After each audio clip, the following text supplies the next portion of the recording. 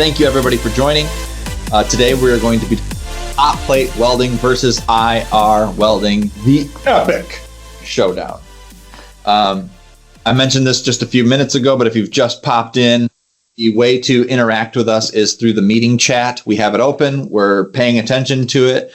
We want these webinars to be as interactive and as engaging as possible. So the more questions that you put into the chat, the better this webinar will be. We do our best to answer them in the moment so that you get the answers that you need and we don't miss anything. There might be some questions that get asked and we'll say, we are actually going to cover that in a few slides. So you might stump us. Yes. And that might happen. Yes. And if you stump us, we will just make up an answer just like AI. Or we'll tell you we don't know. It just depends. So my name is Jason Dornbos. I'm sales manager. And with me today is Nick Flesher. My title is Director of Technology and Innovation. I have been at Extol for almost 15 years. And Nick, you've been here for 13 years. 13. All right. Take it away, Nick. All right. Great. See. Oh, it's up here. Take control. Bear with me. No. Right here. Ready? Yep. Your mouse. Thank you. Very good. Go. We would love to start off just by asking a simple question of why you found it important to sign up for this webinar. The chat's there available. You are muted, so we don't have people's dogs barking in the background. But we would love to understand, is there something specific? Is there something general that you want to try to learn? Tell us why. So please engage. We may actually even bring that up in the webinar.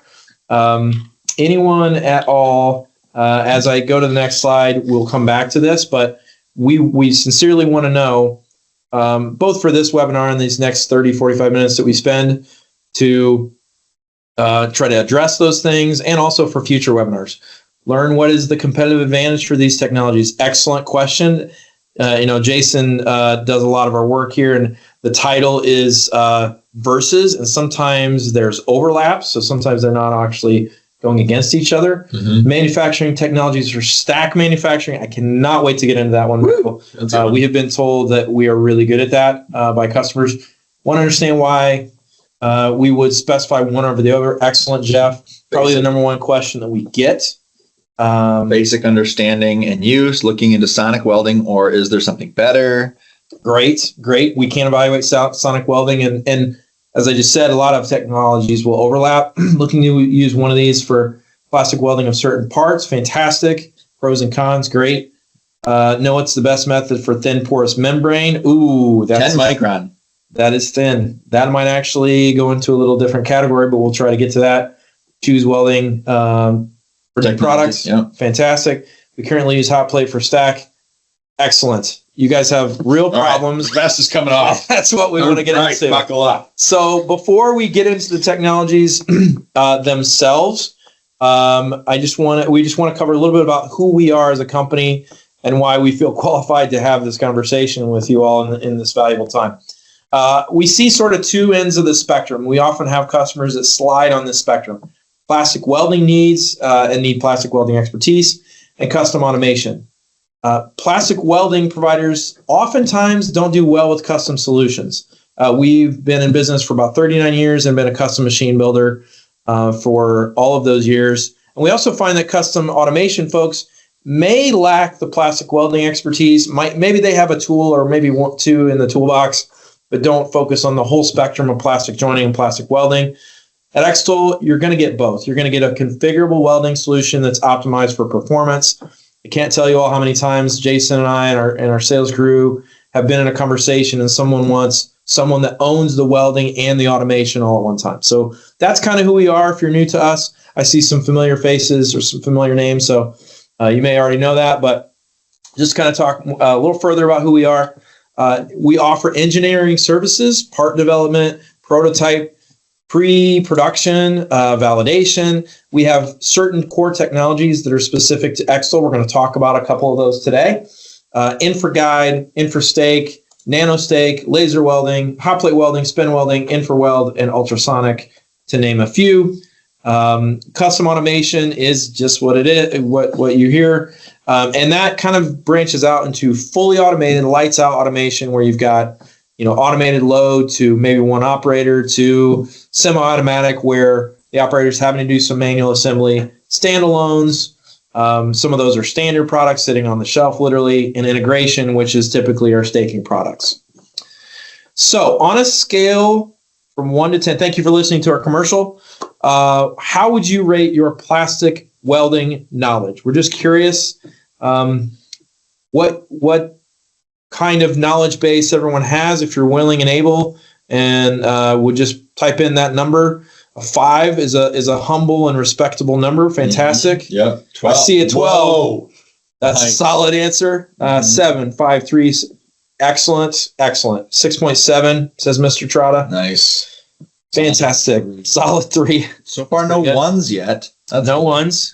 So people actually know that plastic welding is a thing. That's right. Good. Seems like a good, well-rounded group. Fantastic. Sweet. Well, that means that this part will be easy for everyone. This is review then. So plastic welding needs 2 things: heat and pressure.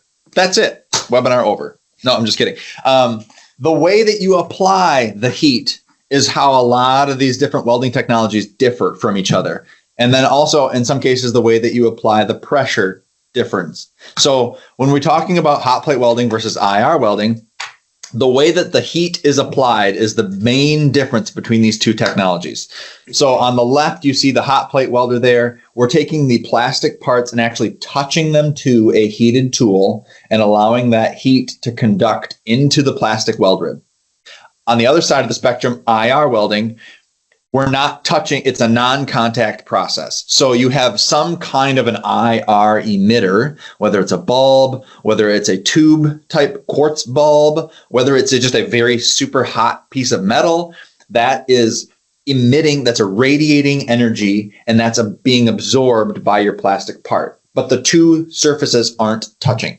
So the one on the left, hot plate welding, relies on conduction. The one on the right relies on radiation. Oh, I should have put these up there. So conduction on one side, radiation on the other side. Now, when we advance to the pressure side, it's the same. They are the same pressure method between both welding technologies. Once you've got your plastic heated up, that hot plate or that IR emitter retracts out of the way, and then the 2 surfaces come together and get welded. Brian just asked, probably the question that we get the most, is the material the main consideration between the 2? And I would say the answer to that is yes. Yep. We're going to talk about material here in just a moment. Yes. Great question. So let's quick look at a couple videos.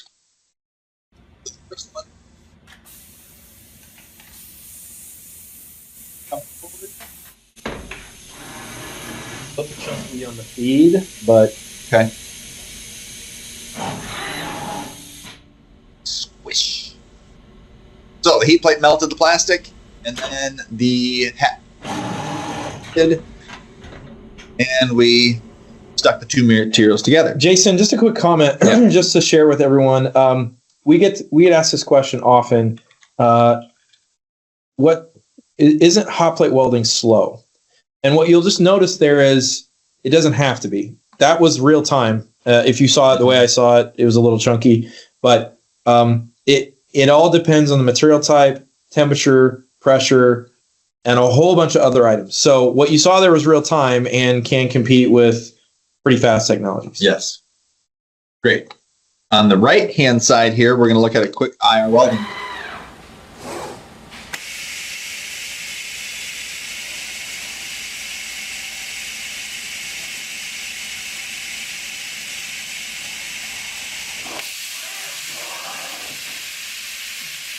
Beautiful.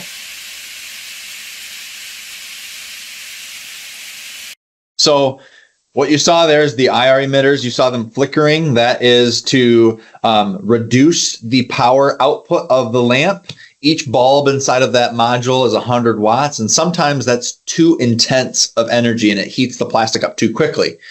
We want to avoid degrading the plastic material, so we sometimes will slow it down. We can also use that to tune the output along the weld rib, and we'll get into that a little bit more. Oh, okay, there we go. So Hot plate welding parameters. Now, so we've done a quick little comparison side by side. Now we're going to dive into hot plate, talk a little bit about hot plate, and then we'll talk about IR welding some more. Okay. So the main hot plate welding parameters, again, we're talking about heat and pressure. So on the heat side, or what we call the melt phase, there's three things that we use to control the amount of heat that we put into the part and how fast. So the temperature of the heated tool, if you have a very, very hot heated tool, it's going to put that heat into the plastic part very quickly. The depth that we melt, so how, like when you touch the surface of the heated tool and then you push into it further, that's considered the depth. So you're actually squishing material out of the way and displacing it. The time, so how long do we sit on that heated tool and allow the temperature from the tool to soak into the plastic? All those things affect the rate of heating and how much heat you put into the part. On the pressure side, the seal and the weld phase, now once the heated tool is removed, we push these two together. The depth is how, once they touch, how much further do we go? How much displacement do we have in the weld rib? That will increase the amount of force that the plastic is experiencing. So how much force are we applying? And then the amount of time that we hold those components together. All of those impact the amount of pressure and the force that we apply that is going to help create a strong bond or a weak bond if we don't do it right. So one of the big advantages of hot plate welding is making the weld surfaces parallel with each other. So let's look at what that looks like. So if you zoom in on the weld surface, zoom in. If you've been involved with plastic molding or plastic part manufacturing at all for the last while, you know that the plastic parts warp and they're not exactly to CAD. So if we use flat as an example, the part won't actually be flat. So what's depicted on the screen is, you know, maybe over an exaggeration. Some parts are pretty good, but they're not exactly flat. Well, with hot plate welding, we actually use the hot tooling to melt away all of those irregularities. And then when we come together afterwards, we've got two parallel plastic surfaces. So why is this important? Well, it's important because high or low spots will translate to higher or lower pressures, and also could translate to more or less heat being put into the weld joint across your weld surface.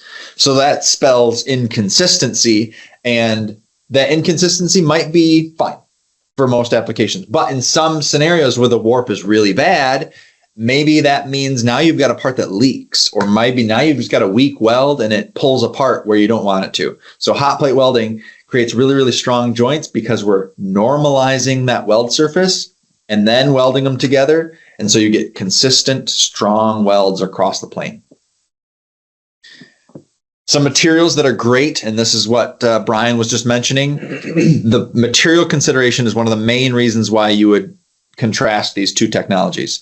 Some great materials for hot plate welding: polypropylene, ABS, polycarbonate. You can kind of read through the list. You can weld materials that have fillers like glass or talc, but there's a couple materials that you want to stay away from. Nylon and PBT are two of the main, they're on the naughty list for hot plate welding, I would say. You don't really want to do them because they're too sticky, they make a mess. Why else don't you want to do them? Is that it? I would say they can get really weak. Yeah. Jason, we had three really good questions that pop in, so let's get to those really quickly. Ultrasonic Max, I would like to come back to, because probably we don't make our own ultrasonic equipment. It's probably one of the more common things we see where maybe ultrasonic was tried on something, and it's a really broad question. So let's save that one for later. I do want to come back to that. Mm-hmm. We see laser welding. We do laser welding. We see that is sort of a substitute for ultrasonic if process is too narrow or you get too much particulate or read through. That can be a case. So we'll come back to that. How do you keep plastic when melted from sticking to a hot plate? So we're going to go into the weeds for a minute. So everyone, Make sure you've got your snorkel. Wait, nope. I mixed analogies there. Weed whacker. So we should share that is the number one challenge to some hot plate welding applications. All right. We have two schools of thought at Extol: high temp and essentially a light nonstick coating. And then we have low temp and a very nonstick coating. Okay. Pros and cons to each one of those things. The nonstick coatings, it's a wearable item. HDPE and LDPE was on that list that Jason just had. Mm-hmm. Well, that's real. Those two materials require a nonstick coating of sorts. Could be Teflon sheets, could be some ceramic impregnated kind of stuff. We have probably 4 or 5 tools in the toolbox that we've used at Extol. Not ideal, not great, but if you really need to normalize that weld plane, as Jason was saying, that just might be the best option. We see that for large parts often. PC ABS, ABS. PC can be kind of tricky. There's moisture content that can get into it, which makes straight sticking more challenging. Polypropylene, we do a lot of hot plate welding with polypropylene. Polypropylene is an interesting material because you can do it with Teflon. You also can do it at 730 degrees Fahrenheit and above. There then becomes some challenges with strength. If you get above 800, strength can fall off really, really sharply. So temperature control really matters. ABS, same thing. We found over time there's certain windows where the plastic likes to behave. PC is really tricky because there are a lot of proprietary blends from the compounders out there. And the video that you just saw, there's actually a little bit, we have a feature called stutter in one of our welding platforms, and it pulls off just enough to burn off the angel hair. So the answer is it depends. No one likes that question. I say that a lot around here in Extol. Mm-hmm. But that is how we approach sticking. It's real. And if you've got a supplier who's not talking about it, you need to talk about it. You need to understand, how does that material behave? What effects are there on cycle time? What effects are there on strength? Because both of them have different sort of pros and cons within that subcategory. Yeah. And frankly, we're going to get to IR here in a minute. We have seen where hot plate welding has been used over the years, and maybe IR is a better solution. We've seen the opposite, where we've used IR. It hasn't normalized the weld plane very well, and so. So there are a couple other ones that came in. Yep. So do both plastic parts need to be heated? Yes. If you heat just one side and the other side remains cold, there's not enough heat in your plastic heated side to cause a good bond between those two surfaces. It will be very, very weak if it welds at all. Yeah. Some really good comments. I love Brian saying PA6 or 6.6 is like string cheese on a hot plate. Yeah. Like gross string cheese. Glass fibers. Great question. On the high temp coatings that we use, I would say we don't typically, we see maybe some tool wear over the span of 12 plus months. You do not want to use a Teflon or a nonstick coating on a glass fiber. And our applications lab has a lot of this information, so we can guide and direct you with that. Weld dissimilar materials. There are compatibility sheets that we can share with you. We should definitely follow up with. So yes, you can weld them, but there's certain materials that don't. Yep. Play well. Like that's right. Can't weld. Nylon and polypropylene are not compatible materials. You wouldn't do nylon hot plate anyways. But yeah. Seal areas for IR to be designed differently. Good question, and the answer is yes. Mm-hmm. Typically, if it's and it all depends on the size of the part that you have. If you have a large part and you feel like you're going to have some part variation, you need to give more weld rib to that part because we're going to displace it to try to get to normalized. With infrared, we're not displacing material. So we actually typically recommend a little bit less height in the weld rib for infrared welding because you're not pushing it out of the way. It still is there. Sometimes we have to melt deep. I've seen us do infrared welding with 80 thou of melt depth because the part required, we couldn't displace to get the good heat effective zone. We're going pretty quick because we got a lot of content here. Mm-hmm. Is the size of seal surfaces a constraint for IR welding? Oh, Yes, I'm going to touch on that a little bit later. We're talking hot plate now. IR's coming. yeah. So, Does hot plate welding work with PPE, personal protective equipment, or? I don't know the answer to that off the top of my head. I've seen PPE. Catherine's, I think, in the meeting. Catherine, not to put you on the spot, but if you could answer that, that'd be awesome. I think she may know that. No. Can you explain the difference between Extol's IR technology over competitors? Hooray. Yes, we will talk. Oh, yeah, about that, Brian. yes. Oh, yeah. Okay. You put a 12, didn't you? Bulbs flickering. There's a whole theory behind bulbs flickering. We definitely want to get to that. That is crucial with our technology. We're gonna jump to some hot plate welding applications. Can I say one more thing? Yes. There are a lot of material and coatings things just now. Use our application lab, everyone. We've got a whole crew of folks that talk about hot plate welding, and a lot of specific questions are driving this. So that's really fantastic. Let us help. We've got a whole crew of engineers and salespeople that want to help you. Yeah. Cool. Some example hot plate welding applications. We'll talk through all of these. We'll jump right in. So an engine degas bottle. We see lots of these types of applications. Hot plate is great because these degas bottles often have large sink holes where the internal ribs meet each other. We've got big, tall, thick plastic ribs, and that means every time a rib crosses, there's a huge pocket in the middle of it. And so hot plate's great because of the fact that it normalizes that weld surface. Then you get a nice flat surface to weld to, and it's good it creates a high pressure weld. It's got a hermetic seal. There's no particulate. Polypropylene underhood parts. They're great applications for hot plate welding.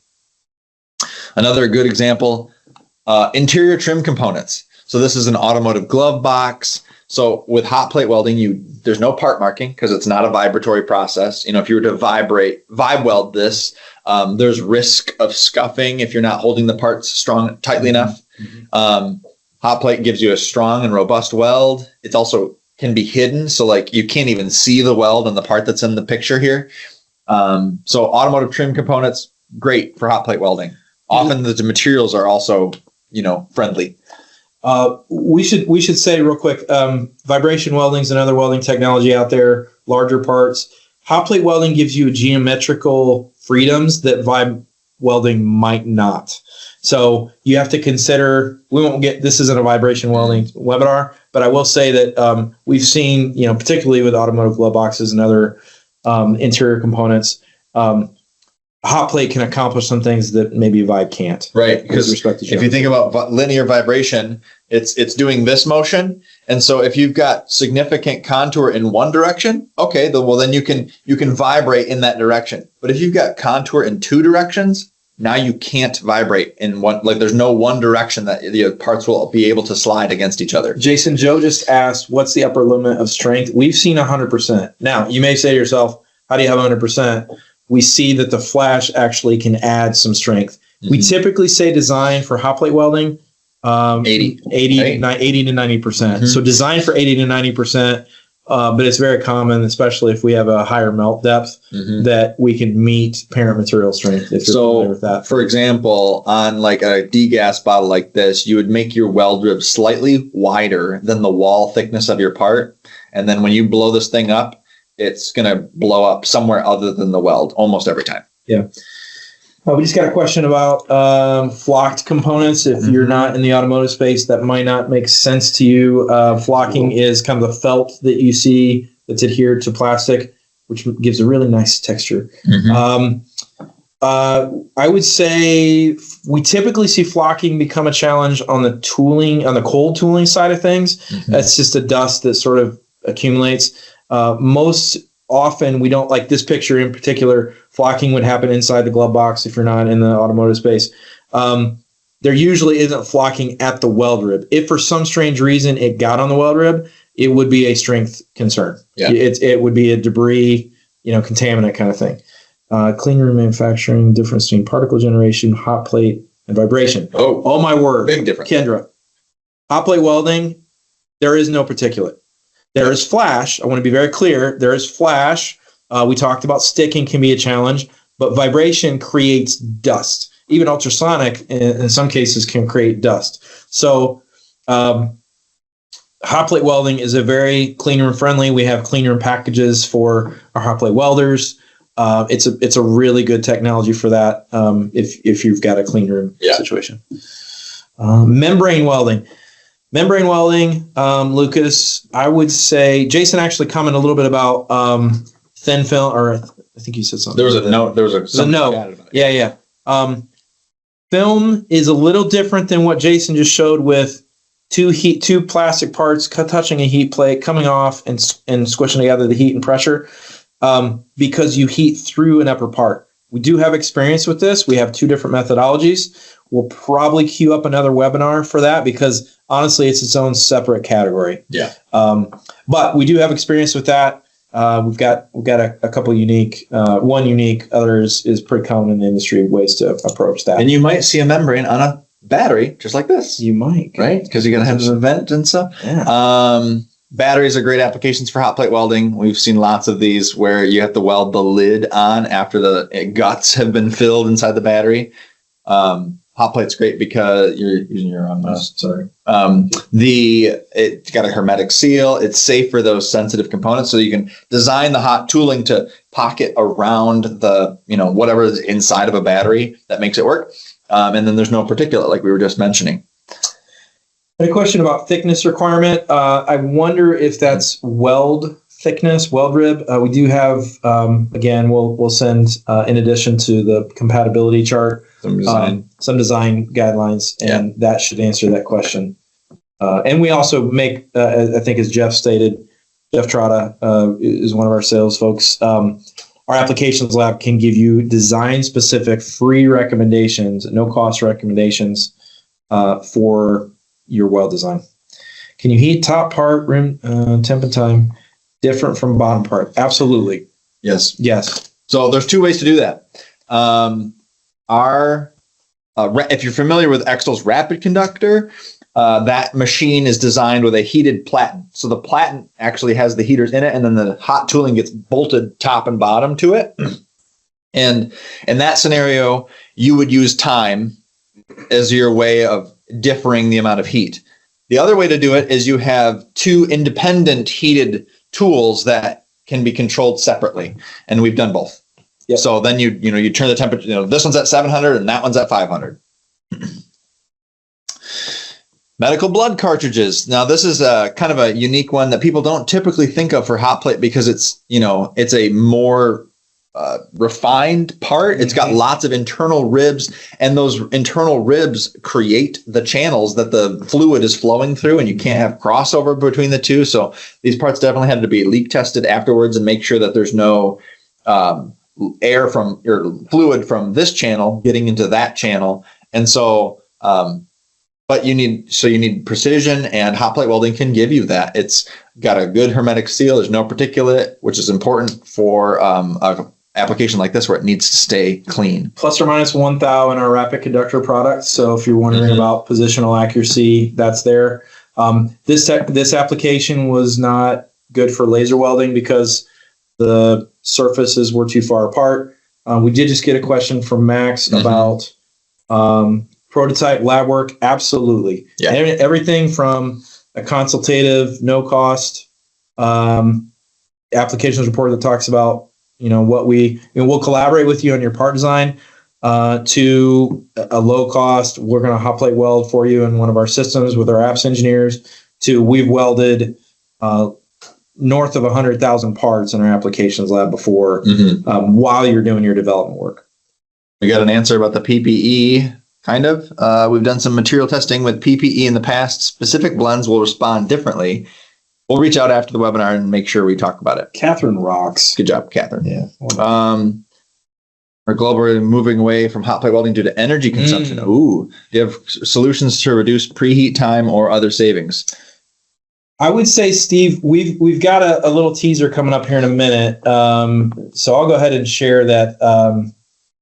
The main thing there is, can you minimize the heated tool volume and yet also still get uniformity? So it's all about engineering those surfaces. The fact of the matter is, I think most of our customers have, you put a hot plate welder, you turn it, you get in the plant, it's on, and it stays on for like 7 years.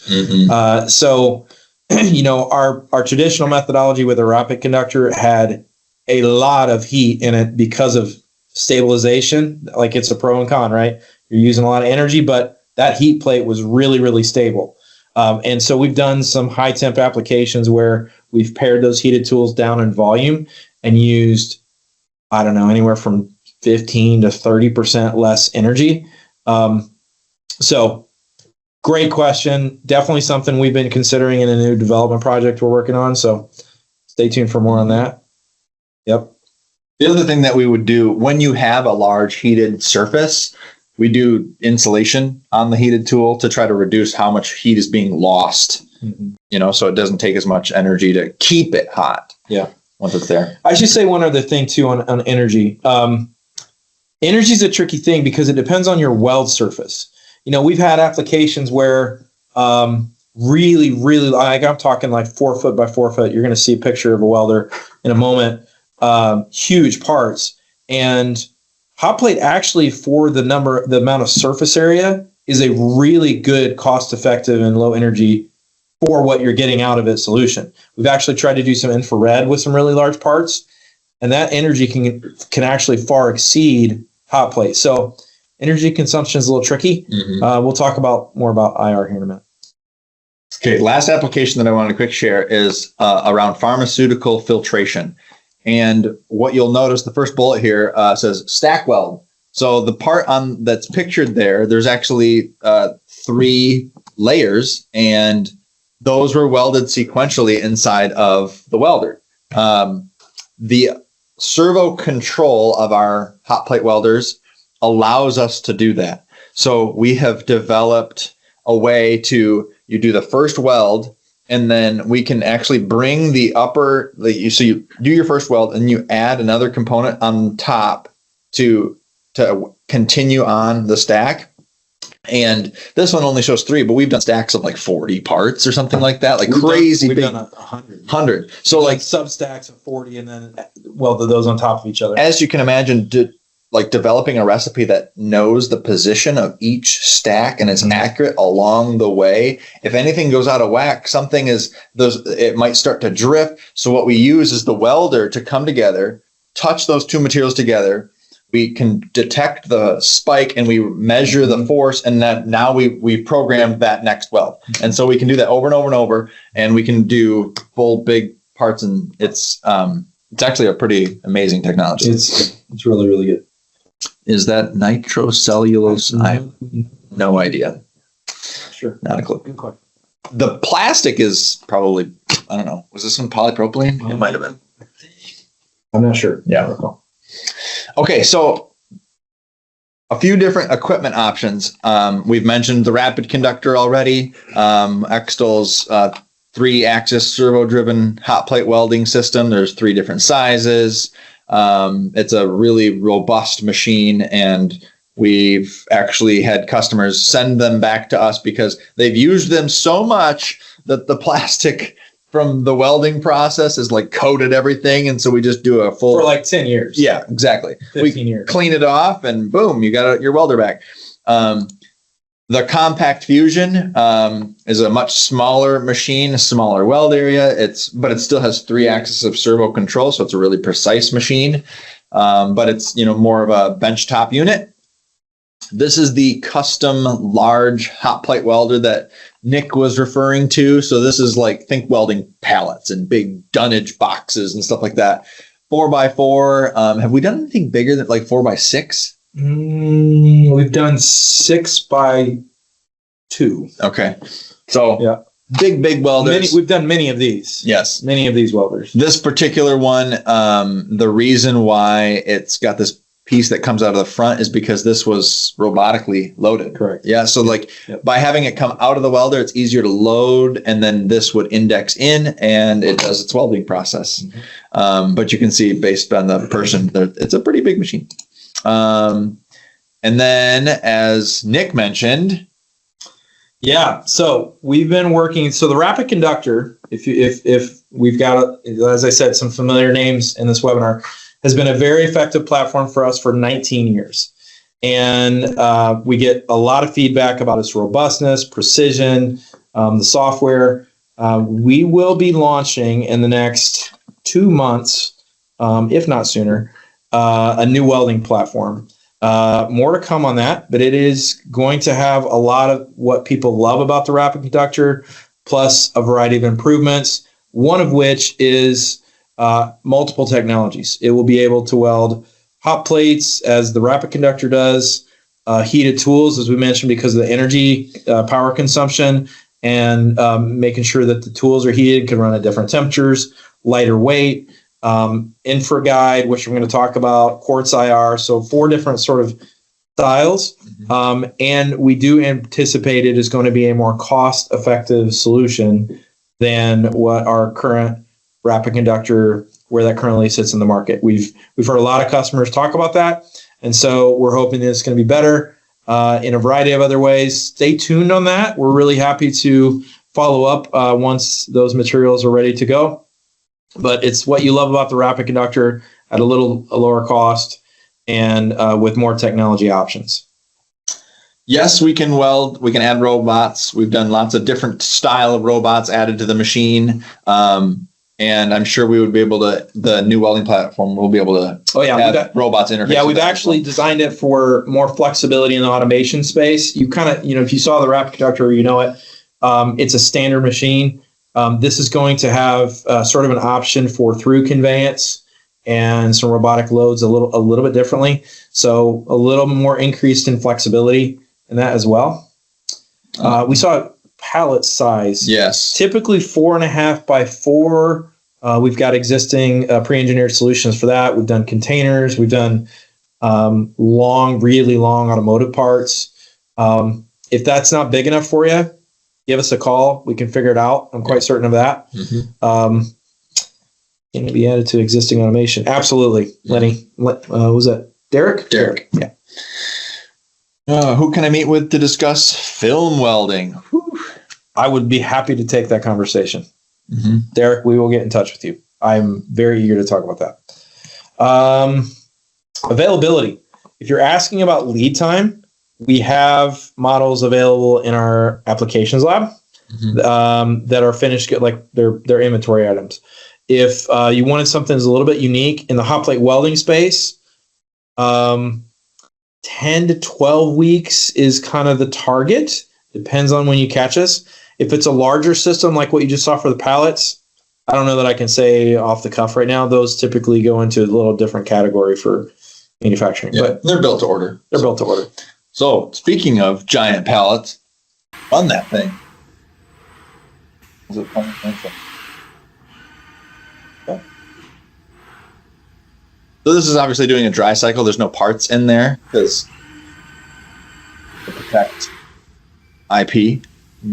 Here you can see the individual hot plate welding pads. So we've done some that have the full welding surface, but when you don't need that, if you only have smaller pads, then that's a great way to reduce the thermal mass and reduce power that is required to heat it up. What's the part size limit for a rapid conductor? We have 3 sized rapid conductors, 1015, which is a 10-inch by 15-inch working area. 1524, 15 inches by 24 inches, and then 2040, so 20 inches by 40 inches. Beyond that, you're getting into the realm of custom. Yeah. But a lot of these, with respect to custom, a lot of these are pre-engineered. So, you don't have to think in terms of, well, this is a fully one-off unique solution. We can do that, but Jason, you ready for this little fella? So this example of hot plate welding is it going to go on? No, I stopped. I was going to let you. Go ahead.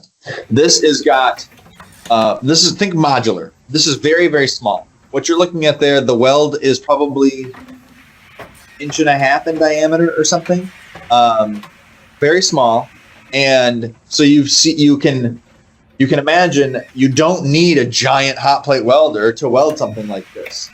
So we have this modular system, and this is actually not even servo driven. So you don't need the servo driven for like really small welds like this. And so we have this modular system that we've used a lot of different times. You can have multiple of these welders in one system. You can do more than one weld on the part at a time. Yeah, I saw a washer bottle one time. We did 3 welds at one time in compound angles for all 3 of those, which was a really good solution. That actually cut cycle time substantially, right? Because instead of loading it into the same machine, 3 different machines, you can do it all at one time. Yes, you can run small parts in a large rapid conductor.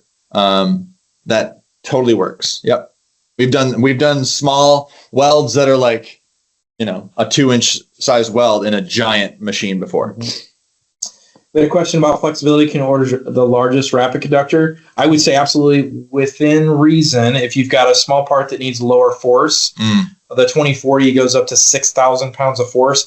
I should also mention, we have been told and have done enough market research to know that the force in our welders is anywhere from 2 to 4 times that of some of the competitors.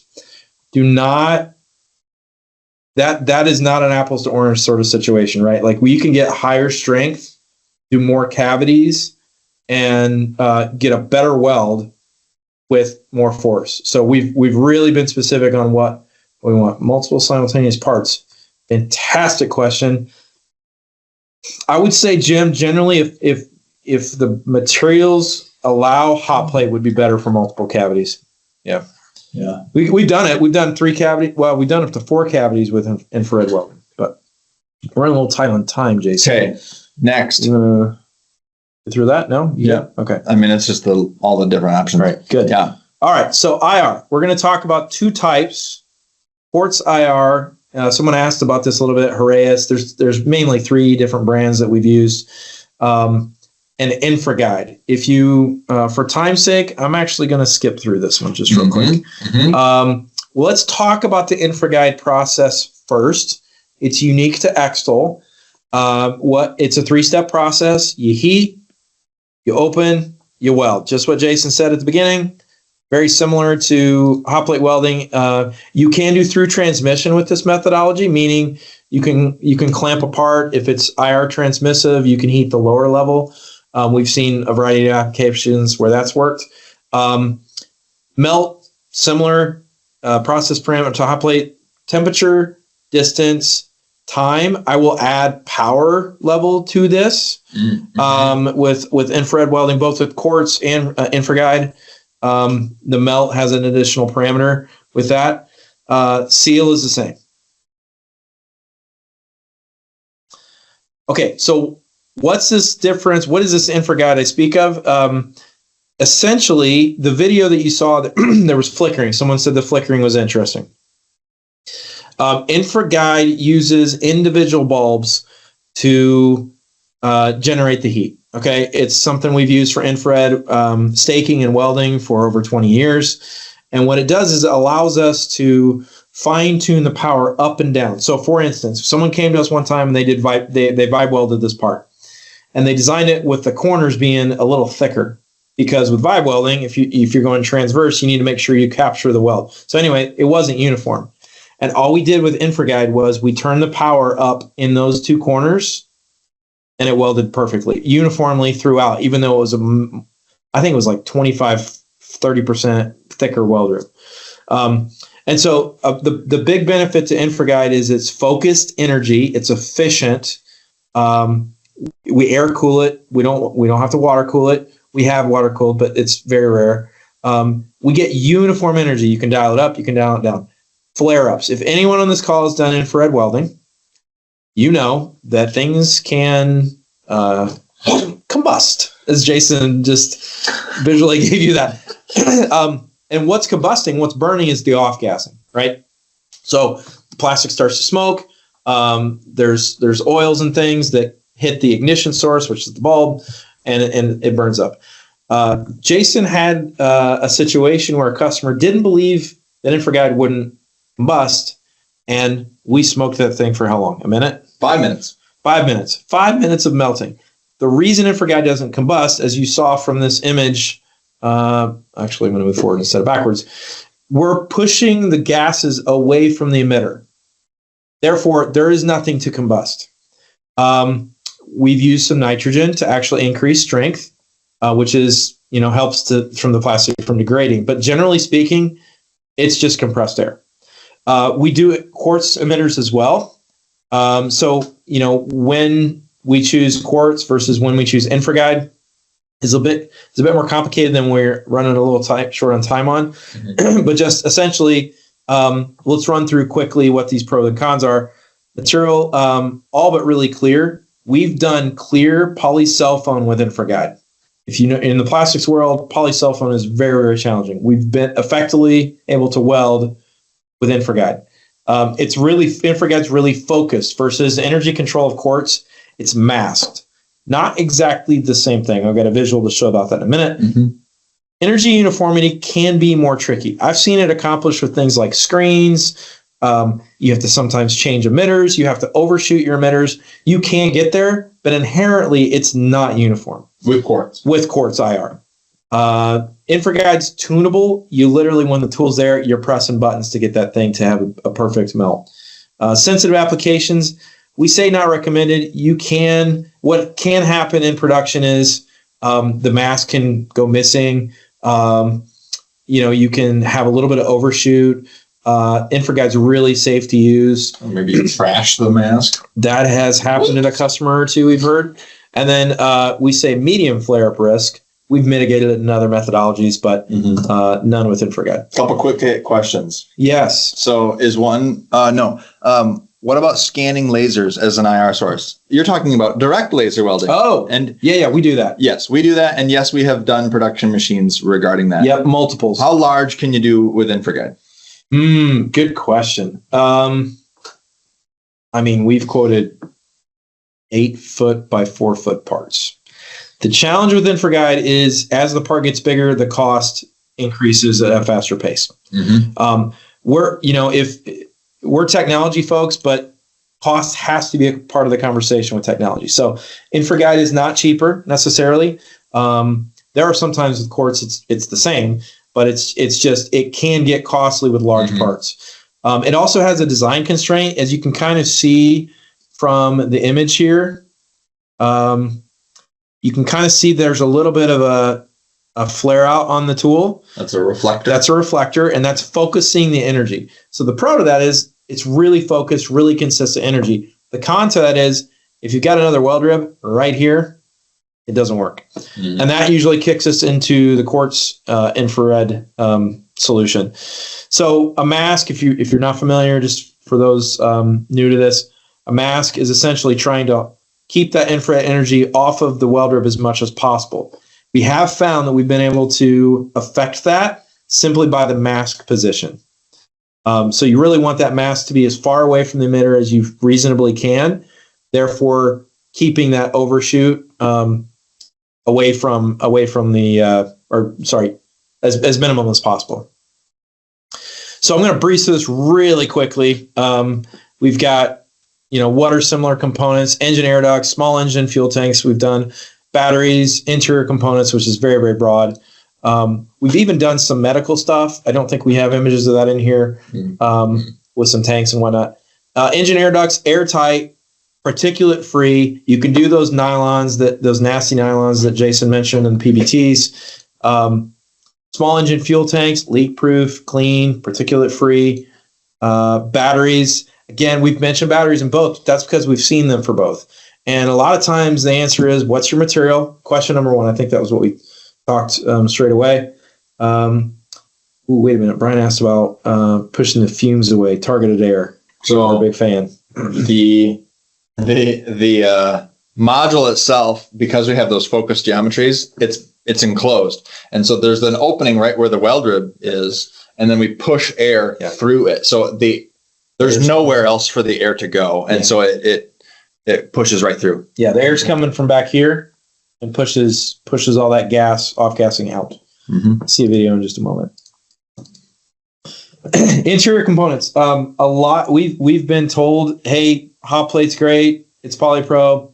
Doesn't matter. We still want it to be infrared welding. So you can get a strong, sturdy weld, clean, particulate free. It's not like vibe welding a really big part in this space. Center consoles. We have seen some trim Armrest, perhaps, maybe. I think armrest a little bit more hot plate, but yeah. So let's see a video. You guys, this might answer some of those questions. I think if you just advance it, it'll. Okay, there we go. Yeah. Let's get out or not. This is a smaller weld. It's the weld itself is probably like a softball, 7 inches wide, maybe. Yep. So you did see a little smoke. Off gassing is still there, but it's just pushed away from the emitters. I did see something about NRE for InfraGuide. Yeah, it is true. There's more of a there's more machined surfaces, and the tooling costs can reflect that. Although not, I would say necessarily more than hot plate. There might be a little more machine side of it. Would the IR interfere with vision systems that are there for present checks? I'm glad you brought up vision, Jason. We've worked with a couple different vision solutions. We have a partner, IN, that does some predictive anomaly prediction, because with hot plate welding you get that feedback of the position. With infrared welding, you're not displacing anything, so ensuring you have good even melt that's going to give you a good weld can be really important in some cases. So we have used thermal imaging for that, and that's we've got an excellent partner that helps with that. This was quartz emitter. Now I want to pause this if I can figure out how to do it real quick with my pointer. Here, I got it. Oh, thanks. So I want to show everyone something. These are quartz emitters. So if you want to keep throwing this around, if you don't know what those look like, this is what it is. And we've only got about 3 more slides, everyone. So thanks for sticking with us. You'll notice that our mask, which is right here, has a little bit of a taper here.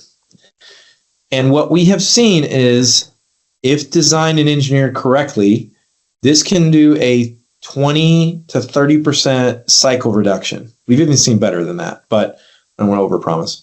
So cycle time, efficiency of the infrared energy, and helping to focus it a little better, even if InfraGuide doesn't work. The reason we didn't use InfraGuide on this is you can see how many emitters. It was just a solid bank of emitters. There were a ton of weld rips in this particular part, and so and by the way, as far as hot plate welding, this would not be more energy efficient. The part just had that many. I mean, I think it was like thousands of linear inches of weld rip. So we've got this sort of middle tool between those two things I mentioned, and if your part requires it, we're happy to consider this as a solution for you. I'll go ahead and continue to play it if I can. Jason, you want to help me out there? Yeah, turn the laser off. Thank you. Oh.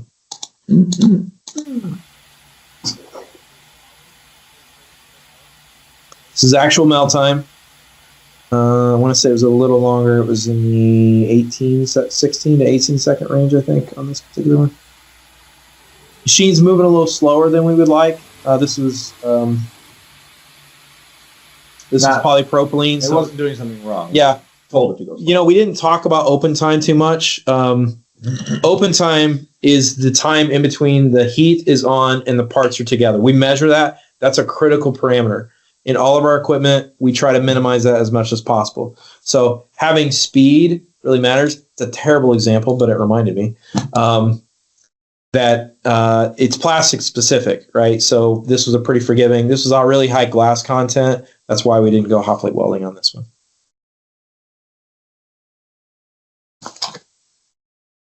Questions that are, I think we got this. Does pushing air so close to the emitter affect temperature profile at all? Great question, Brian. It does not. It does not. We're hitting that with so much energy in its broad spectrum IR that typically it actually helps. One thing I should mention about infrared energy. Ideally, you want to match the surface absorption with the conduction into the plastic. So what that means is, as the infrared energy is bombarding the surface of that and it's starting to cook the plastic and degrade it, the way you combat that is to slow the heat down. That's why the pulsing matters. we hit that with, typically we start with full power level, and we might go 3 seconds. We might go full. On the clear polycell phone, it was 100%. But we just get that heat started, and then we sort of pace it with the migration of the heat down into the plastic. You conveyor process, IR curing tunnels, or post heat. We could do that, Max. Non-contact hot plate. That's one of my favorite subjects. So picture a hot plate welder, and then get your part close to the heat plate, but don't touch it.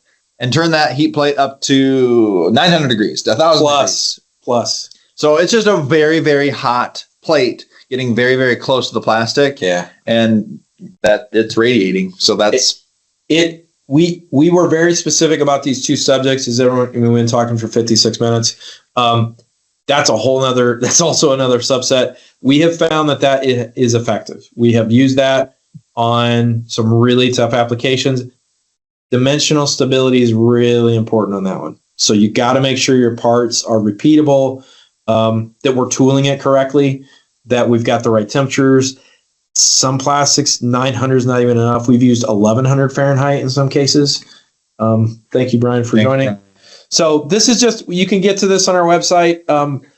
Hermetic, all three hermetic seal. You can get high strength. High tensile strength is typically a little bit better with hot plate, as we discussed. No particulate. We say a maybe there. Some customers think that hot plate welding is less clean than IR. Right. That's true. Yep. Incompatible materials. I don't care what technology you have, it won't work. And then sticky materials is a big red X. That is, again, the thing that we get asked about the most. So we have access to this for you if you'd like. Jason? Would you like us to come and train your team? We can come and do a lunch and learn or a webinar, or we can come in and present on whatever plastic welding thing that we can help you with. We can come and present, and we make them just as interactive, if not more so, when we're there in person. If you have a whiteboard, great, because I like whiteboards. And so let us know in the chat if you'd like us to train your team. You could just say, yes, please train me. Or if you want to reply to the follow-up email that goes out and say, hey, I'm interested in the training that you were talking about.